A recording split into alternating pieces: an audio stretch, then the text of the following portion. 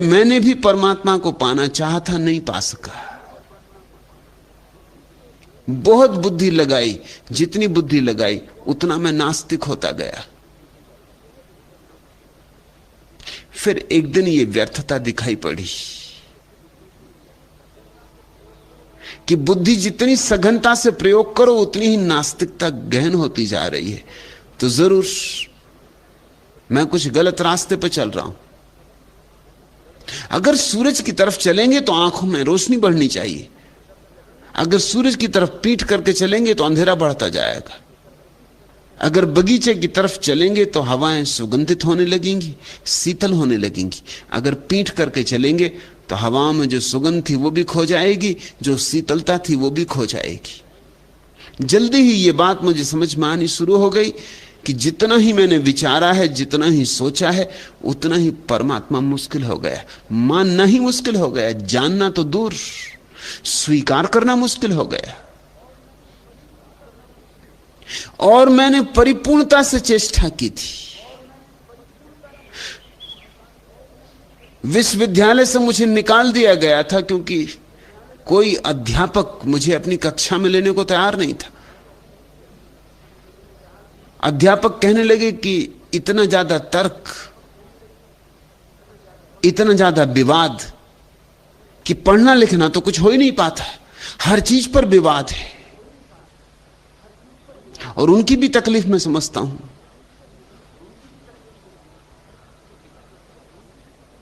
और हर चीज पे विवाद किया जा सकता है, और विवाद से ही मैं खोजने चला था सत्य को।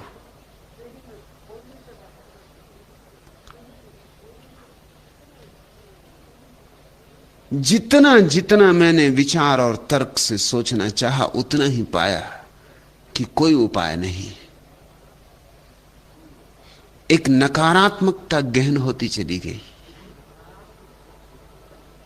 लोग मुझसे बात नहीं करते थे, लोग रास्ता काट जाते थे, क्योंकि मुझसे बात करने का अर्थ था कि उनकी सारी मान्यताएं, उनकी सारी धारणाएं गलत हैं।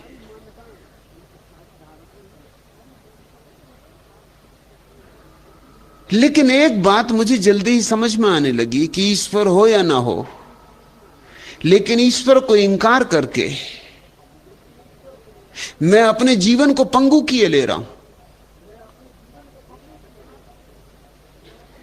मेरा जीवन संकुचित होता जा रहा है। नकार से कोई जी नहीं सकता, इंकार में कैसे जियोगे? नहीं में जगह ही नहीं है जीने लायक। जीवन तो हां में होता है, स्वीकार में होता है। हर चीज को नहीं करते जाओगे तो सिकुड़ते जाओगे। परमात्मा भी नहीं है, आत्मा भी नहीं है, तो फिर बचेगा क्या? जो सबको इंकार करेगा उसको अन्यथा अंततः अपने को भी इंकार करना पड़ेगा। तर्क की वह पराकाष्ठा है। जो तर्क की तलवार से खेलेगा एक न एक दिन उसे अपनी गर्दन भी काट ही लेनी होगी। उसके संदेह बढ़ते चले जाएंगे, और जितने संदेह होंगे उतना ही जीवन मुश्किल हो जाएगा। एक एक कदम उठाना मुश्किल हो जाएगा। जीने के लिए तो श्रद्धा चाहिए, अश्रद्धा से कोई भी नहीं जी सकता। जिसको तुम नास्तिक कहते हो वो भी जीता है श्रद्धा से, सिर्फ उसकी श्रद्धा उल्टी है, शीर्षासन करती हुई। वो भी असली नास्तिक नहीं है। उसकी श्रद्धा है कि ईश्वर नहीं है, इसी श्रद्धा से वो जीता है। नास्तिकता उसका धर्म है, क्रेमलिन उसका काबा है, दास कैपिटल उसकी कुरान, बाइबल, वेद। कार्ल मार्क्स, लेनिन, स्टालिन, माओ, ये उसके ब्रह्मा विष्णु महेश।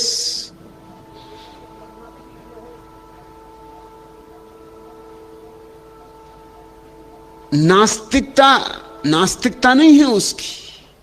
कम्युनिस्ट अपने कम्युनिज्म के लिए मरने को तैयार है उतना ही जितना मुसलमान इस्लाम के लिए मरने को तैयार है। भेद कहां है? दास कैपिटल के लिए वो अपनी कुर्बानी देने को तैयार है, किताब के लिए। न कोई ईश्वर है, न कोई आत्मा है, अकेली किताब के लिए, सिद्धांत के लिए। उसने नास्तिकता में से धर्म निकाल लिया, नास्तिकता उसकी आस्तिकता बन गई। कहता है नहीं, लेकिन भीतर हां छिपा है। मेरा नहीं पूरा पूरा नहीं था, उसमें कहीं कोई हां नहीं था। और इसलिए मैं कहता हूं, जो अगर हिम्मत रखते हो परम नास्तिक होने की तो घबराना मत। लेकिन परम नास्तिकता का अर्थ है कि नास्तिकता में भी सहारा मत खोजना, सब सहारे ही गिरा देना। इतने बेसहारे हो जाओगे कि उसी बेसहारे में तुम्हें पहली दफे याद आएगी कि ये मैंने क्या किया, ये तो मैंने अपने ही हाथ से अपने जीवन की नौका में छेद कर डाले, अब ये नौका डूबने लगी। उसी असहाय अवस्था में तुम्हारे भीतर क्रांति की घटना घट सकती कि मस्तिष्क से हृदय की याद आए कि मेरे पास एक और भी उपाय है, प्रीति का, प्रेम का, भाव का। चलूं उससे भी तलाश लूं, मरता क्या ना करता। तिनके का सहारा भी खोज लेता है, ख्याल रखना। तो जब तुम्हारी बुद्धि बिल्कुल असफल हो जाए और तुम्हें गहन अमावस में डाल जाए और सब तरफ गहन अंधकार हो कि एक रात में तारा भी ना चमके, सुबह की तो बात ही नहीं, सूरज तो है ही नहीं तो उगेगा कैसे, प्रभात तो होने वाली नहीं है। जब ऐसी गहन अंधेरी रात हो, तारा भी ना चमकता हो, सूरज का भी भरोसा ना हो, रोशनी होती है यह भी श्रद्धा ना रह गई हो, उस गहन अंधेरी रात में तिनके का सहारा शुरू होगा। उस गहन अंधेरी रात में तुम्हें यह दिखाई पड़ेगा कि एक अंग मेरा अनजिया रहा है। विचार तो मैंने खूब किया, भाव मैंने बिल्कुल नहीं किया। तो थोड़ा भाव भी करके देख लूं, मरता क्या ना करता। इस दरवाजे से कभी नहीं निकला, इससे भी निकल के देख लूं, कौन जाने शायद यही द्वार हो।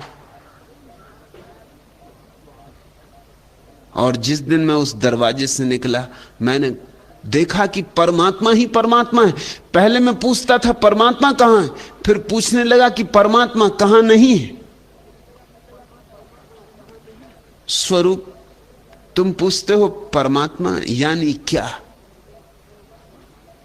परमात्मा यानी हृदय, परमात्मा यानी भाव, परमात्मा यानी प्रीति। तुमको समझ न पाया, प्यासा अंतर जग के विस्तृत, मरु में भटक भटक कर हारा। तुम्हें समझने के प्रयत्न में बिता दिया निज जीवन सारा, पर तुम बने रहे जीवन भर मृग तृष्णा की छाया। तुमको समझ न पाया।